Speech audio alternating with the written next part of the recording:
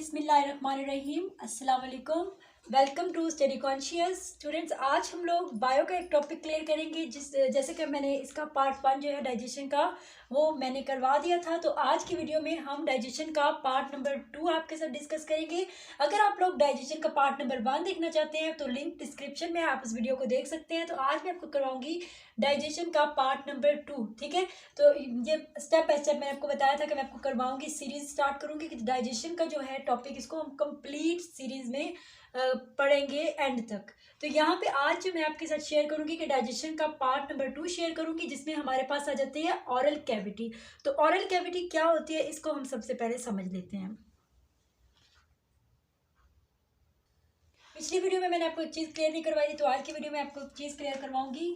Gastro intestinal tract जो है ये आप लोग आगे पढ़ेंगे क्लास में। तो ये एक होता है GIT ट्रैक्ट। तो ये बेसिकली क्या चीज़ है, हमारी जो ऑरल कैविटी के हमने जो पढ़ा था डाइजेशन का, डाइजेस्टिव सिस्टम के जो ट्रैक पढ़ा था, तो यहाँ से स्टार्ट होता है, माउथ से स्टार्ट होता है और आपके उसके अंदर जितने पार्ट्स आ जाते हैं वो एक ट्यूब होती है, ठीक है।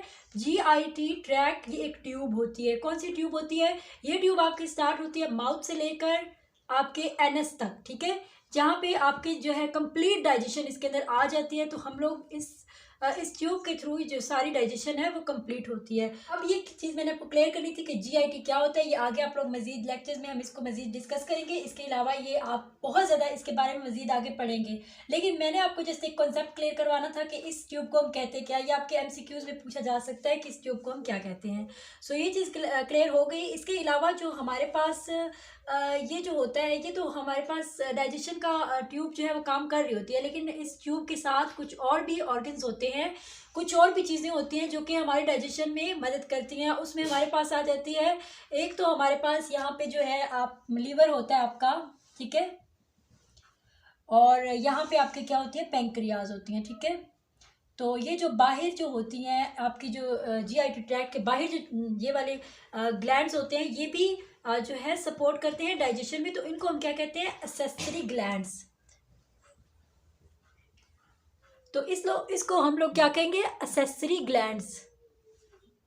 अब हम स्टार्ट करते हैं ऑरल कैविटी। ऑरल कैविटी के अंदर कौन कौन से पार्ट आते हैं? तो ऑरल कैविटी बेसिकली कहते किसे हैं, ऑरल कैविटी कहते हैं जो हमारा माउथ होता है, ठीक है। ये हमारा माउथ है, ये हमारे माउथ की ओपनिंग है, ठीक है। यहाँ से जो है हम खुराक कोई भी खाते हैं तो वो जो है हमारे ये जो नेक है यहाँ से वो नीचे जो है वो हमारे एसोफेगस में जाती है या फूड पाइप में जाती है, ठीक है। लेकिन हम लोग आज जिस टॉपिक को क्लियर करेंगे वो सिंपल हमारे पास ऑरल कैविटी है, यानी कि माउथ के अंदर जब आपका खाना जाता है, मुंह के अंदर जाता है, तो वो किस किस मराहिल से गुजर कर जाता है, या उसके अंदर क्या क्या चीज़ें होती हैं, या उसके अंदर कौन कौन सी चीज़ें होती हैं जो उसको फूड को जो है वो डाइजेस्ट होने में मदद देती हैं। सबसे पहले तो हमारा ये कॉन्सेप्ट होता है कि सारी डाइजेशन स्टमक में जाके होती है और या नीचे वाले एरियाज में होती है, लेकिन ऐसा नहीं होता। आपकी डाइजेशन आपके माउथ से ही स्टार्ट हो जाती है, ठीक है, माउथ से ही उसकी स्टार्ट हो जाती है। ऐसा नहीं होता कि कंप्लीट डाइजेशन माउथ में होती है, बल्कि कुछ डाइजेशन का थोड़ा सा पार्ट जो होता है वो माउथ के अंदर हो जाता है। अब हम देख लेते हैं पार्ट्स कौन कौन से होते हैं ऑरल कैविटी के, जो कि बहुत इंपॉर्टेंट चीज़ है, वो मैं आपके साथ शेयर कर लेती हूँ। The parts of oral cavity are. हमारे मुंह के अंदर कौन कौन से पार्ट्स होते हैं उसको हम डिटेल से देख लेते हैं। इसके लिए मैं एक डायग्राम ड्रॉ करूंगी ताकि आपको आसानी हो जाए उसको समझने के लिए। यहाँ पे मैंने माउथ की एक डायग्राम बनाई है, ठीक है। ये हमारे पास आपको नजर आ रहे हैं लिप्स हैं, ठीक है। तो ये जो है ऑरल कैविटी बीच में आपको नजर आ रही है। तो अब हम इसके कंपोनेंट्स देखेंगे कौन कौन से पार्ट्स होते हैं जो कि इसके अंदर हमारे पास ऑरल कैविटी में आते हैं। अगर आप अपने मुंह को देखें तो आपको पता चलता होगा, उसके अंदर एक तो हमारे पास होती है माउथ होता है ना, आपको पता है, ये जो है ये इसको हम माउथ कहेंगे,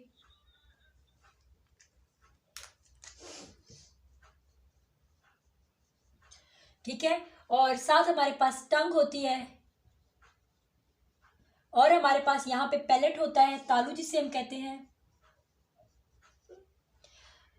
इसके अलावा ये जो एरिया होता है, ये जो बीच में ये वाला एरिया टंग के लेकर यहाँ पे जो एरिया होता है, इस सारे एरिया को हम कहते हैं ऑरल कैविटी। इसके अलावा और बहुत सारी चीज़ें होती हैं हमारे माउथ के अंदर, जिसके लिए मैंने जो है वो ये डायग्राम बनाई है ताकि आपको ऑरल कैविटी के बाकी के सारे कंपोनेंट्स का भी पता चल जाए कि कौन कौन से हैं। ठीक है, उसमें हमारे पास मज़ीद आ जाता है आपके पास मैं आपको बताती हूँ यहाँ पे, ये हमारे पास है लिप्स। ठीक है, upper lips and lower lips, और लिप्स से थोड़ा सा नीचे अगर आ जाए तो यहाँ पे जाज होते हैं। ठीक है, इसे हम लोग अपर जाज कहेंगे, अपर जा कहेंगे, और इसे हम कहेंगे लोअर जा। ठीक है, सॉरी यहाँ पे होते हैं लोअर जा। तो ये दोनों जाज जो होते हैं वो प्रेजेंट होते हैं। ये मैंने माउथ को जैसे ओपन किया हुआ, ठीक है, जैसे ऐसे ओपन किया हुआ है ताकि आपको अच्छे तरीके से सारे जो है वो इसके पार्ट्स, इसके कंपोनेंट्स का पता चल जाए।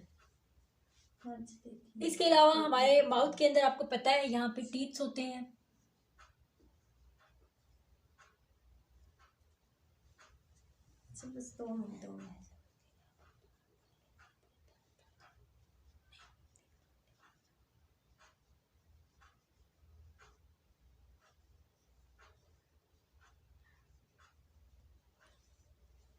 तो हम टीथ्स को भी लेके अच्छे से डिटेल से रीड आउट करेंगे। ठीक है, और हमारे जो माउथ होता है, इसको जो एरिया को कवर किसने किया होता है, हमारी जो चीक्स होती हैं दोनों साइडों पे, ये देखिए चीक्स जो होती हैं उन्होंने आके इसको कवर किया होता है। उसके अलावा लिप्स ने कवर किया होता है, उसके अलावा टीथ, और ये तमाम चीज़ें मिलकर ओरल कैविटी को कंप्लीट करती हैं। ये हमारे पास टीथ है,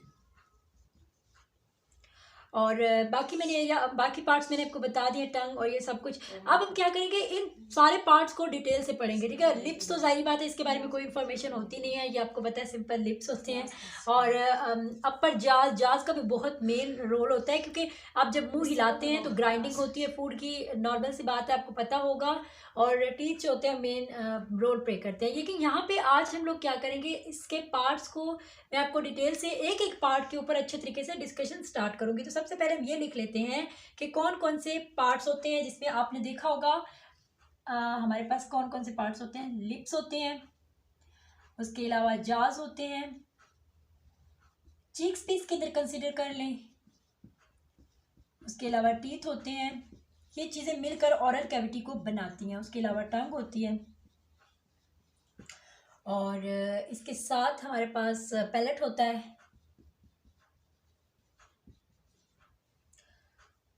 और ये तमाम चीज़ें जो होती हैं ये हमारे पार्ट्स में आ जाती हैं, पार्ट्स ऑफ ओरल कैविटी में। ठीक है, तो अब हम वन बाय वन डिस्कस करेंगे। सबसे पहले मैं डिस्कस कर लेती हूँ यहाँ पे टीथ्स को। टीथ्स के बारे में हम डिटेल से पढ़ लेते हैं। यहाँ पे डायग्राम आपके सामने ही है, तो मैं यहाँ पे आपको इस डायग्राम के थ्रू ही बता देती हूँ। तो अभी जो है इस डायग्राम में से मैंने यहाँ पे ये जो सेक्शन है, समझ लें हाफ सेक्शन टीथ का, उसको मैंने अलहदा ड्रॉ किया है ताकि मैं आपको डिटेल से समझा सकूँ कि कौन सा पार्ट क्या नाम होता है उसका। तो दांत जो होते हैं, हमारे मुंह में जो दांत होते हैं उनके भी अलग अलग नाम होते हैं जिनको आपको याद करने पड़ेंगे। ठीक है, और ये आप याद करेंगे जब भी आप डाइजेशन का टॉपिक लिखेंगे, उसमें जब आपसे टीथ के बारे में पूछा जाएगा तो आप उसको डिटेल से लिख सकते हैं। ठीक है, सबसे पहली चीज़ तो हमें पता होना चाहिए कि टीथ का रोल क्या होता है, टीथ क्या करते हैं हमारे माउथ के अंदर, या हमारे जो फूड होता है उसको डाइजेशन में किस तरह से सपोर्ट करते हैं ओरल कैविटी में। तो टीथ का जो काम होता है वो होता है grinding of food. The function of teeth is grinding of food. तो इसका काम ही सिर्फ ये होता है कि जो भी फूड आप खाते हैं ये उसको ग्राइंड करता है, उसको छोटे छोटे पार्ट्स में डिवाइड कर देता है। ठीक है, वो आपका खाना जो है वो छोटे छोटे टुकड़ों में हो जाता है। टीथ जो होते हैं दो तरह के होते हैं, आपको पता होगा। जब बेबी बोर्न होता है तो उसके भी टीथ होते हैं, और जब वो बाद में थोड़ा ग्रो हो जाता है, बड़ा हो जाता है, तो उसके बाद वो उसके टीथ रिमूव हो जाते हैं और उसके बाद परमानेंट टीथ उसके आ जाते हैं। ठीक है, तो आपके एमसीक्यूज में आ सकता है कि मिल्क टीथ कितने होते हैं। ठीक है, मिल्क टीथ कितने होते हैं ये आपको पता होना चाहिए। मैं आपको बताती हूँ मिल्क टीथ कितने होते हैं।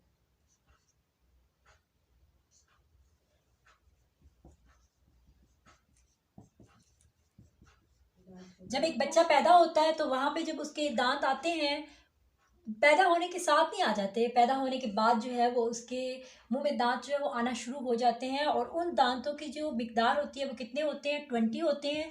और एक मखसूस टाइम पे वो दांत जो हैं वो रिमूव हो जाते हैं बाय नेचुरल बाय नेचुरली, और वहाँ पे नेचुरल तौर पे जो टीथ आते हैं वो परमानेंट टीथ होते हैं, वो पक्के पक्के टीथ होते हैं, उसके बाद वो रिमूव नहीं होने होते, तो उनको हम कहेंगे कि परमानेंट टीथ हैं। और उनकी अमाउंट कितनी होती है, तो उनको हम कहेंगे परमानेंट टीथ होते हैं। और परमानेंट टीथ हमारे पास कितने होते हैं जो कि नॉर्मल अडल्ट पर्सन में होते हैं, वो होते हैं 32। 32 कैसे, 16 जो है वो इस एरिया में होते हैं, ऊपर वाले जो जा होता है उसमें, और नीचे वाले जा में इस एरिया में जो है वो 16 होते हैं, तो उनको ऐड करें तो हमारे पास 32 हो जाते हैं। सो अब हम नाम इनके देख लेते हैं। जो फ्रंटल टीथ होते हैं वो हमारे पास होते हैं, उनका नाम होता है, ठीक है, आपको याद करना पड़ेगा, उनका नाम होता है इंसिजर्स। उनका नाम होता है इंसिजर्स। उसके अलावा उस फ्रंटल टीथ के बाद हमारे पास जो ये वाला जो एरिया होता है, यहाँ पे नोकीले दांत होते हैं, ठीक है, पॉइंटी टीथ होते हैं, जो कि फूड को ग्राइंड करने में हेल्प बहुत ज़्यादा कर रहे होते हैं। तो जो ये वाले होते हैं जस्ट 2 होते हैं हमारे पास, ठीक है। एक एरिया की बात कर रही हूँ, एक जो माउथ है उसका ये सेक्शन, इसको हमने लेकर डिस्कस किया है। अगर ऊपर 2 है तो नीचे भी यहाँ पे 2 ही मौजूद होंगे, ठीक है। तो फ्रंटल टीथ के साथ बिल्कुल जो होता है हमारे पास होते हैं कैनाइन, उसका नाम होता है कैनाइन। और कैनाइन के पीछे जो होते हैं, वो कैनाइन के बिल्कुल पीछे जो होते हैं दांत, उनका नाम जो होता है प्रीमोलर्स। और जो लास्ट में टीथ होते हैं उसका नाम होता है मोलर्स। सो इसके बारे में हम किस तरह से लिखेंगे कि कौन कौन से टीथ क्या क्या होते हैं। तो सबसे पहले हम लिखते हैं इंसिजर्स,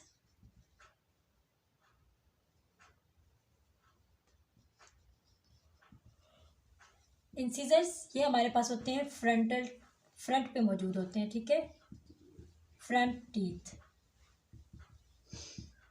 उसके बाद हमारे पास होते हैं canine on side pointy teeth, यानी कि साइड पे होते हैं पॉइंटी टीथ।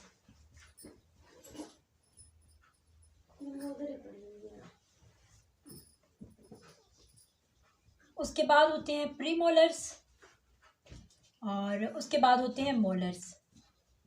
प्रीमोलर्स का आपको पता होगा, प्रीमोलर्स जो होते हैं वो कैनाइन के पीछे होते हैं, और मोलर्स जो होते हैं वो प्रीमोलर्स के पीछे होते हैं। आप इस तरह से लिख सकते हैं कि प्रीमोलर्स का आप कह सकते हैं नेक्स्ट टू कैनाइन, और मोलर्स का आप कह सकते हैं नेक्स्ट टू प्रीमोलर्स। अब हम देखेंगे फॉर्मूला ऑफ टीथ। आप क्या कहेंगे, ये क्या मैम जो है वो मैथ लेके बैठ गई है यहाँ पे? ऐसा नहीं है, यहाँ पे ये और फार्मूला है, ये आपकी बायो के लिए फार्मूला है, आपके स्पेशली टीथ के लिए फार्मूला है। आपने देखा कि कौन कौन से होते हैं हमारे पास। सो ये हमारे पास बनता है ICPM। तो मतलब क्या, मतलब एक ही जा को मैं कंसीडर करते हुए ये फार्मूला बताऊंगी आपको, ठीक है। आप दोनों जाज पे अप्लाई करके इस फार्मूला को बना सकते हैं। मैं एक ही जा पे आपको ये फार्मूला बताऊंगी, ठीक है। क्या है, 2/2, यानी कि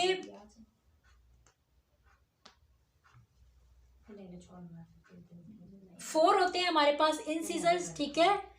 सामने जो है 4 दांत होते हैं, उनको हम इंसिजर्स कहते हैं, ठीक है। 2 इस साइड पे होते हैं और 2 उस साइड पे होते हैं। उसके बाद कैनाइन, कैनाइन हमारे पास होते हैं 1/1, यानी कि दोनों साइडों पे एक एक होता है। उसके बाद हमारे पास होते हैं प्रीमोलर्स, जो कि 2 होते हैं, ठीक है, 2 इस साइड पे 2 उस साइड पे, ठीक है। तो ये हमारे पास 2/2 हो गए। और मोलर्स हमारे पास कितने होते हैं, 3/3, दोनों साइडों पे जो है वो 3 होते हैं। तो ये फार्मूला देखिए, आई होप कितना आसान है, आपको समझ आ गया होगा। सो अब हम जो है वो ऑरल कैविटी की, हमने इस चीज़ को, इसको क्लियर कर लिया टीथ को। तो अब जो है हम लोग सेकेंड चीज़ पे जाएंगे, वो है टंग। और अब हम लोग देखेंगे कि टंग जो है वो आपको ये माउथ का एरिया नज़र आ गया होगा। तो यहाँ पे मैंने आपको समझाने के लिए जस्ट ये बनाया है, so don't be have fun here. तो यहाँ पे हम देखेंगे तो यहाँ पे आपको टंग नज़र आ रही है, ठीक है, आपको अपनी ज़ुबान नज़र आ रही है। तो ज़ुबान क्या होती है, ज़ुबान जो होती है वो मेन परफॉर्मेंस अदा करती है, यहाँ पे मेन रोल प्ले करती है डाइजेशन के अंदर। जो हो कहते हैं कि ज़ुबान जो होती है ना वो बहुत अहम किरदार अदा करती है स्वेलोइंग में, जो भी आप कुछ खाते हैं, ठीक है। सो यहाँ पे हम देख सिंपल टंग को लेके पढ़ते हैं कि इसके अंदर क्या होता है। इसके अंदर ना कुछ टेस्ट बर्ड्स होते हैं, टंग के अंदर टेस्ट बर्ड्स होते हैं, जो कि हमें ये बताते हैं कि कोई चीज़ मीठी है, नमकीन है, सॉल्टी है या सोर है। तो ये तमाम चीज़ें कौन बताती है, टेस्ट बर्ड्स जो होते हैं वो हमारी टंग पे प्रेजेंट होते हैं, वो बताते हैं। तो अब हम देख लेते हैं कि टेस्ट बर्ड, अब बहुत सारे बच्चे जो जिनको इंग्लिश नहीं लिखनी आती, उनके लिए मैं लिख देती हूँ यहाँ पे taste buds are present on tongue that tells us about different types of tastes such as sweet, salty, sour and bitter। तो ये जो टंग होती है उसका आपने रोल देख लिया। अब मैं आपको बताती हूँ, टंग जो है उसकी ओपनिंग पे आपको नज़र तो आ रही होती है सामने टंग, ठीक है, लेकिन आपको ये नहीं पता उसकी एंडिंग कहाँ होती है। उसकी एंडिंग जो होती है जहाँ पे जाके अटैच हुई होती है वो फ्लोर पे अटैच हुई होती है। इस एरिया को हम लोग फ्लोर कहेंगे, यहाँ पे वो आपकी ज़ुबान अटैच होती है, ठीक है। जब आप मूव करते हैं तो पैलेट के साथ भी लग रही होती है, पूरे मुंह में जो है वो आसानी से इधर से उधर हो जाती है, अपवर्ड मूव करती है और बैकवर्ड मूव करती है। मूवमेंट अगर आपसे को पूछे तो टंग की क्या होती है, अपवर्ड होती है और बैकवर्ड होती है। जब भी आप कुछ खाते हैं तो आप ये चीज़ फील करते होंगे, इवन अभी भी आप खा रहे हैं तो आपको पता चलेगा कि आपकी जो टंग की मूवमेंट अपवर्ड और बैकवर्ड होती है। अपवर्ड जब होती है तो नॉस्ट्रल्स जो होते हैं हमारे, तो नॉस्ट्रल्स यहाँ पे वो क्लोज हो जाते हैं, फिर जो है हमारा वो एयर पैसेज जो है वो बंद हो जाता है और हमारा जो है वो फिर खुराक जो है वो यहाँ से अंदर जाती है, बॉलेस जो होता है रोटी का टुकड़ा वो अंदर जाता है, तो उसके बाद वो हमारे एसोफेगस में चला जाता है। यहाँ पे जो हमारी टंग होती है इसके ऊपर कुछ रिसेप्टर्स मौजूद होते हैं, ठीक है। तो टेस्ट बड्स के जो रिसेप्टर्स होते हैं वो हमारी टंग पे मौजूद होते हैं, जो कि हमें ये चीज़ बताते हैं कि चीज़ मीठी है, नमकीन है या कड़वी है या खट्टी है, तो ये तमाम चीज़ें बताते हैं। अब मैंने यहाँ पे दोबारा से जो है वो माउथ की डायग्राम ड्रा कर दिया और अब मैं बताऊंगी कि फंक्शंस ऑफ ऑरल कैविटी, के ऑरल कैविटी के फंक्शंस कौन कौन से होते हैं। ऑरल कैविटी के बारे में तो हम पढ़ रहे हैं, ऑरल कैविटी के पार्ट्स पढ़े, सारा कुछ पढ़ा। अब हमें ये पता होना चाहिए कि ऑरल कैविटी क्या क्या काम करती है, ठीक है। आपके फूड को किस तरह से लेके जाती है, किस तरह से वो स्वेलो होता है, निगला जाता है, तो किस तरह से तमाम उसके स्टेप्स हैं, ठीक है। तो उसके स्टेप्स 4 हैं और उन 4 स्टेप्स को हम 1 बाय 1 डिटेल से डिस्कस करेंगे। सबसे पहले हमारे पास होता है, मैं आपको जस्ट उसको डिटेल से बताऊंगी, आप उसके बारे में अपनी लैंग्वेज में इंग्लिश में आप उसको लिख सकते हैं कन्वर्ट करके, मैं आपको यहाँ पे डिटेल बताऊंगी। सिलेक्शन ऑफ फूड, सबसे पहले क्या करते हैं कि फंक्शन ऑफ ऑरल कैविटी का सबसे पहला काम होता है सिलेक्शन ऑफ फूड, यानी कि खुराक का इंतखाब करना। खुराक का इंतखाब आप किस तरह से करते हैं, आपकी आंखें देखती हैं कि खाना आपके सामने है, आप कहते हैं ठीक है, आपको आपकी आंखें जो है वो सेटिस्फाई हो जाती हैं, वो उनको पता चल जाता है कि ये मेरी खाने की चीज़ है। आपका माउथ जो होता है उसका देख के दिल चाहता है कि मैं खा लूँ या ना खाऊँ, या कड़वी होगी मीठी होगी, तो आपको पता चल जाता है कि ये फूड खाने के लायक है या नहीं है। इसके अलावा आपके जो है नोज़, उससे आप स्मेल करते हैं उस फूड को कि क्या वो फूड ठीक है, बासी तो नहीं है, ख़राब तो नहीं है, तो अगर वो ठीक है तो आप वो खाने के लिए तैयार होता है। तो यानी कि ऑरल कैविटी जो है सबसे पहला रोल ये अदा करती है कि सिलेक्शन ऑफ फूड के खुराक का इंतखाब कर देती है कि खुराक किस तरह की है, ठीक है। तो ये फिर उसके बाद वो हम लोग सिलेक्ट जब कर लेते हैं फूड को तो उसको हम लोग अपने मुंह में रखते हैं, ठीक है। ये ऑरल कैविटी का 1 फंक्शन हो गया। अब सेकंड फंक्शन क्या होता है, ग्राइंडिंग। अब वो खा तो लिया है हमने जो कुछ भी है, अब उसको ग्राइंड भी होना है, उसको छोटे छोटे टुकड़ों में होना है। तो ग्राइंडिंग कौन सी चीज़ रोल प्ले करती है, तो ग्राइंडिंग जो है वो टीथ जो होते हैं वो ग्राइंडिंग का काम कर रहे होते हैं, यानी कि जो भी खाना खाते हैं उसको च्यू करते हैं, चबाते हैं, तो वो टीथ का काम होता है ग्राइंड करना, ठीक है। उसके अलावा नेक्स्ट जो इसमें आ जाता है फंक्शन जो है ऑरल कैविटी का, वो डाइजेशन। आप कहेंगे डाइजेशन यहाँ क्या कर रहे हैं, डाइजेशन तो स्टमक में होती है। नहीं, लेकिन यहाँ पे डाइजेशन नहीं होती, आप ठीक कह रहे हैं, लेकिन डाइजेशन जो है वो स्टार्ट ही डाइजेशन आपके माउथ से होती है। मतलब ऐसा नहीं होता कि सारी डाइजेशन माउथ में हो जाती है, बल्कि डाइजेशन का कुछ हिस्सा जो है वो माउथ में होता है। तो अब हम डाइजेशन में देख लेते हैं कि डाइजेशन के अंदर क्या क्या चीज़ें आती हैं। तो डाइजेशन में हमारे पास सलाइवा आ जाता है। सलाइवा सलाइवा होता है लिक्विड, या आपके मुंह के अंदर पानी पानी पहले से मौजूद होता है, ठीक है। जब भी आप कोई खाना खाते हैं तो वो क्या होता है कि वो लिक्विड फॉर्म में आता है, वो उस पानी की वजह से आता है, ठीक है। आप तो ड्राई रोटी का टुकड़ा मुंह में रखते हैं तो वो कैसे गीला हो जाता है, वो उस लिक्विड सलाइवा के थ्रू जो है, सलाइवा के थ्रू वो जो है वो सॉफ्ट हो जाता है और वो थोड़ा सा पानी पानी की तरह हो जाता है। तो सलाइवा जो होता है वो कैसे, कहाँ पे पाया जाता है मुंह के अंदर, तो सलाइवा नहीं पाया जाता बल्कि सलाइवरी ग्लैंड्स पाए जाते हैं मुंह के अंदर। हमारा जो माउथ होता है उसके अंदर सलेवरी ग्लैंड्स पाए जाते हैं। तो सलेवरी ग्लैंड्स जो होते हैं वो हमारे माउथ के अंदर जो ये एरिया होता है यहाँ पे भी कुछ पाए जाते हैं, कुछ चीक्स के साथ पाए जाते हैं, कुछ जो है वो कहाँ पे पाए जाते हैं, तो मैं आपको डिटेल से बता देती हूँ यहाँ पे सलेवरी ग्लैंड्स के बारे में।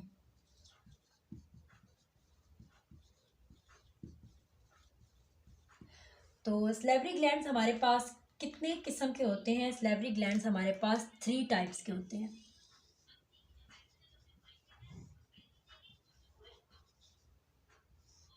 एक हमारे पास होते हैं सबलिंगुअल,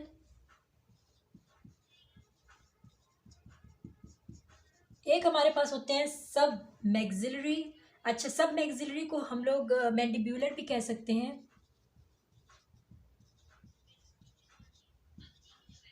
मैंडिब्यूलर ग्लैंड्स भी कह सकते हैं। और लास्ट वन हमारे पास क्या होते हैं? पैरोटाइड ग्लैंड्स। तो ये 3 तरह के ग्लैंड्स जो होते हैं, हम कहते हैं कि सिंपल जो है वो सलेवरी ग्लैंड्स हमारे माउथ में मौजूद होते हैं, लेकिन हमें ये चीज़ नहीं पता होती कि सलेवरी ग्लैंड्स भी डिफरेंट टाइप्स के होते हैं, कितनी किस्म के होते हैं। तो वो 3 टाइप्स के सलेवरी ग्लैंड्स जो होते हैं वो माउथ के अंदर पाए जाते हैं। तो एक होते हैं हमारे पास sublingual glands, submaxillary mandibular glands भी इसको कहते हैं, और पैरोटाइड ग्लैंड्स। अब ये पाए कहाँ कहाँ जाते हैं? सबलिंगुअल ग्लैंड्स जो होते हैं वो हमारी जो जुबान होती है, जुबान के नीचे जो होते हैं वो सबलिंगुअल ग्लैंड्स पाए जाते हैं। ठीक है, सबलिंगुअल सलेवरी ग्लैंड्स पाए जाते हैं। सेकंड पे हमारे पास सब मैक्सिलरी और मैंडिब्यूलर ग्लैंड्स ये पाए जाते हैं, जो आपके मैंडिब्यूलर एरिया होता है, चीक का एरिया होता है, यहाँ पे मुंह के अंदर इस जगह पे पाए जाते हैं। इसके अलावा पैरोटाइड ग्लैंड्स ये कहाँ पे पाए जाते हैं? हमारे जो कान होते हैं, हमारे जो ईयर्स होते हैं, उसके साथ जो सामने वाला एरिया होता है वहाँ पे ये पाए जाते हैं पैरोटाइड ग्लैंड्स। तो ये तमाम ग्लैंड्स, सलेवरी ग्लैंड्स मिलकर उस खुराक को जो है वो थोड़ा सा वेट या मॉइस्ट करते हैं। आई होप आपको ये पता चल गया होगा सलेवरी ग्लैंड्स जो है वो कितनी किस्म के होते हैं। अब हम देख लेते हैं कि सलाइवा जो होता है, लिक्विड होता है, उसके अंदर कुछ जो है वो कंपोनेंट्स पाए जाते हैं, कुछ ग्लैंड्स पाए जाते हैं। वो कौन कौन से होते हैं? ये तो हमने सिंपल सलेवरी ग्लैंड्स मुंह के अंदर पाए जाते हैं, यानी कि ग्लैंड्स हम कहते हैं sac like structure present on anywhere in the body, उसको हम लोग ग्लैंड्स कहते हैं। ठीक है, तो सलाइवरी ग्लैंड्स हो गए, यानी कि वो सैक लाइक स्ट्रक्चर जिसके अंदर सलाइवा पड़ा हुआ होता है। ठीक है, तो अब हमने ये चीज़ क्लियर कर ली। अब हम सिंपल ये देखेंगे कि सलाइवा जो लिक्विड है वो किस किस चीज़ से मिलकर बना हुआ है। तो उसके अंदर पहली चीज़ जो पाई जाती है वो होता है हमारे पास म्यूकस। म्यूकस, म्यूकस पाया जाता है। उसके साथ हमारे पास और क्या पाया जाता है? सोडियम बाइकार्बोनेट हमारे पास पाया जाता है, NaHCO3, तो हम इसको सोडियम बाइकार्बोनेट कहेंगे। और तीसरी चीज़ हमारे सलाइवा में क्या पाई जाती है? वो है एंजाइम्स जो हैं वो पाए जाते हैं। ठीक है, म्यूकस क्या करते हैं? वो हमारा जो भी फूड होता है, जिसको हमने खाया होता है, जो भी खाना खाया होता है, उसको लिब्रिकेट करते हैं। ठीक है, उसको मॉइस्ट करते हैं। और सोडियम बाइकार्बोनेट का क्या काम होता है? ये एक एंटीसेप्टिक होता है। ठीक है, जो भी एंटीसेप्टिक का मतलब होता है जो भी कोई बैक्टीरिया या कोई जर्म जो है वो आपकी खुराक के अंदर है तो ये उसको किल करता है। ठीक है, सोडियम बाइकार्बोनेट जो है वो एक तो जर्म्स को किल करता है, जो भी बैक्टीरिया होता है उसे किल करता है। इसके अलावा जो आपका पीएच लेवल होता है ना, वो मेंटेन रखता है। अल्कालाइन पीएच लेवल जो है वो अल्कालाइन रखता है। ठीक है, आपके माउथ के अंदर। इसके अलावा एंजाइम जो होते हैं वो सलाइवा के अंदर पाए जाते हैं। अब एंजाइम क्या काम करते हैं? ठीक है, एंजाइम जो होते हैं वो हमारे पास, उनको हम कहते हैं सलाइवरी एमिलेज। ठीक है, तो सलाइवरी एमिलेज वो क्या करते हैं हम देख लेते हैं।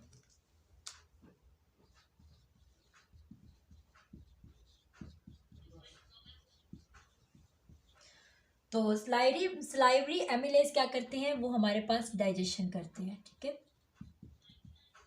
वो डाइजेशन में अहम किरदार अदा करते हैं एंजाइम्स। ठीक है, तो उसमें डाइजेशन किस चीज़ की करते हैं? वो ना ही प्रोटीन्स की डाइजेशन करते हैं, ना ही लिपिड्स की डाइजेशन करते हैं, बल्कि वो कार्बोहाइड्रेट्स की डाइजेशन करते हैं। ठीक है,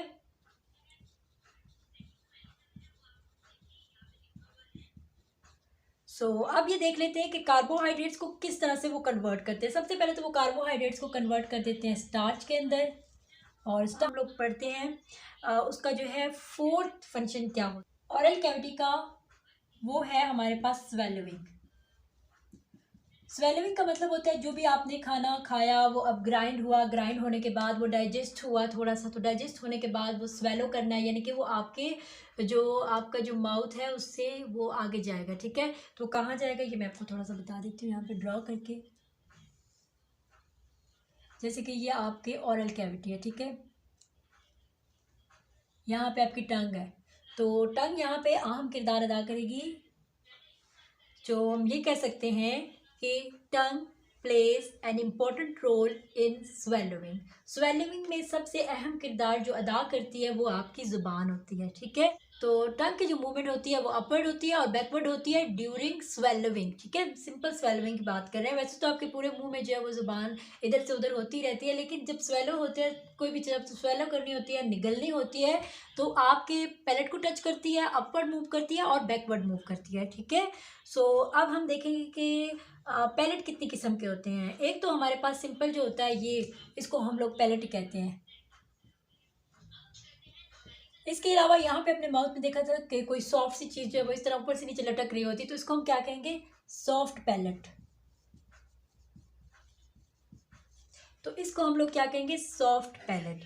तो जो भी आप खाना खुराक वगैरह खाते हैं तो वो ग्राइंड होने के बाद वो एक बॉलस की शक्ल इख्तियार कर लेता है, यानी कि अब वो उसके अंदर लिक्विड भी शामिल होता है। तो जो हमने खाना खाया होता है यहाँ पे सारे प्रोसेसेस के गुजरने के बाद वो स्वेलो होता है, यानी कि आपके नेक एरिया से वो नीचे जा रहा होता है आपके फूड पाइप के अंदर। तो उस अमल को हम लोग स्वेलोइंग कहते हैं, निगल लेना। ठीक है, तो यहाँ पे एक तो वॉलंटरी होता है, वॉलंटरी एक्शन जो होता है यानी कि वो आपके अपने कंट्रोल में होता है। ठीक है, आपके अपने कंट्रोल में होता है ओरल कैविटी के अंदर, लेकिन जब वो स्वेलो होता है तो वो आपके कंट्रोल में नहीं होता, वो इनवॉलंटरी एक्शन होगा। ठीक है, ये बात भी आप इसके अंदर लिख सकते हैं।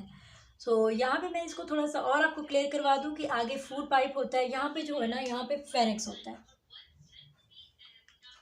यहाँ पे आपके पास फेरिंक्स होता है। फेरिंक्स बेसिकली क्या होता है, यहाँ पे आके दोनों ट्यूब्स आपकी मिल रही होती हैं।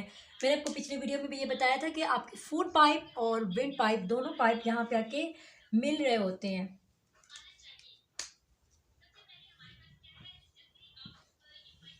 तो यहाँ पे आपका फूड पाइप है, ठीक है, ये आपका विंड पाइप है, ये दोनों आके एक पॉइंट पे मिलते हैं, उसको हम लोग फेरिंक्स कहते हैं।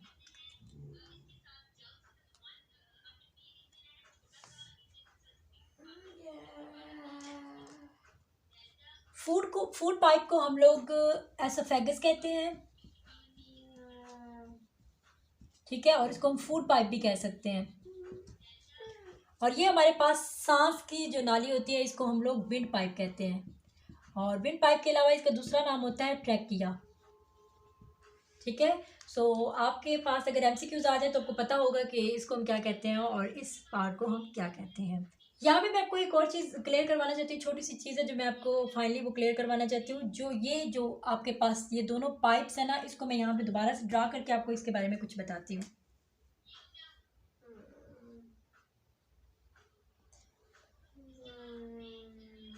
ये हमारे पास एक जो है विंड पाइप है और एक हमारे पास फूड पाइप है, ट्रैकिया एसोफेगस। अब ट्रैकिया जो होता है, इसका जो ये जो लिड होता है ना, यहाँ पे जो ये वाला एरिया होता है तो हम लोग कहेंगे ग्लोटिस। और इसके अलावा जो ये इसकी कवरिंग होती है, इसके ऊपर एक लिड किस्म की कोई चीज़ होती है, जो ढक्कन आप कह सकते हैं, इसका ढक्कन होता है, उसका ढक्कन नुमा कोई चीज़ होती है, उसको हम लोग एपिग्लोटिस कहते हैं। कितना आसान है, एक ग्लोटिस है और वो ऊपर जो एपिग्लोटिस है। अब क्या होता है कि जो एपिग्लोटिस यहाँ पे जो है ये आगे जाके क्या होता है कि ग्लोटिस जो है ये आगे जाके हमारी टंग के साथ मिलता है जाके। ठीक है, हमारी ओरल कैविटी में टंग के साथ जो है ये मिलता होता है। अब क्या करता है, जब भी हम कोई चीज़ खाते हैं, कोई चीज़ स्वेलो करते हैं, तो वो क्या होता है कि जहाँ पे जैसे ही वो ऊपर हमारे खाते हैं तो वो हमारी जो टंग होती है वो हमारे पैलेट से जाके लगती है, हमारे तालू के साथ जाके लगती है, और वो खाना जो है, जो भी हमने रोटी का टुकड़ा खाया होता है, बोलस जो होता है, वो हमारे पास वो जो बोलस होता है वो मूव करता हुआ फेरिक्स को क्रॉस करता हुआ हमारे फूड पाइप में जाता है। अब फूड पाइप में आप कहेंगे कि ये तो डायरेक्ट विंड पाइप की तरफ जा रहा है, तो ऐसा नहीं है। जब जैसे ही वो यहाँ पे स्वेलो होता है तो वो जो होते हैं टंग ऊपर अटैच होती है, तो जैसे ही वो टंग ऊपर अटैच होती है तो हमारे नॉस्ट्रल्स जो होते हैं, सांस वाले जो एरिया होता है वो क्लोज हो जाता है, खुद ब खुद ही क्लोज हो जाता है। तो यहाँ पे जो लिड है ना वो मूव होके इसके ऊपर आ जाती है, और जैसे इसके ऊपर आती है वो इसके ऊपर से फिसलता हुआ आपके एसोफेगस में चला जाता है। सो इस तरह से आपको पता चलता है कि आपका खाना जो है वो आपका वेट पाइप में नहीं गया बल्कि फूड पाइप में गया है, ठीक है। सो ये भी अल्लाह ताला का निज़ाम है। आपने देखा किस तरह से ये ऑरल कैविटी के फंक्शन देखे, डाइजेशन में किस तरह से किरदार अदा करता है। आई होप ये वीडियो आपको अच्छे तरीके से समझ आई होगी। अगर आप इसके पार्ट 1 को देखना चाहते हैं तो लिंक डिस्क्रिप्शन में है। जो स्टूडेंट्स चैनल पे नए हैं वो चैनल को सब्सक्राइब कर दें ताकि इसके जितने भी मैं मजीद पार्ट्स लेके आऊँ डाइजेशन के रिलेटेड वो आप तक सबसे पहले पहुंच सकें। सो मुझे अपनी दुआओं में याद रखिएगा, अपना बहुत सारा ख्याल रखिएगा। अल्लाह हाफिज़।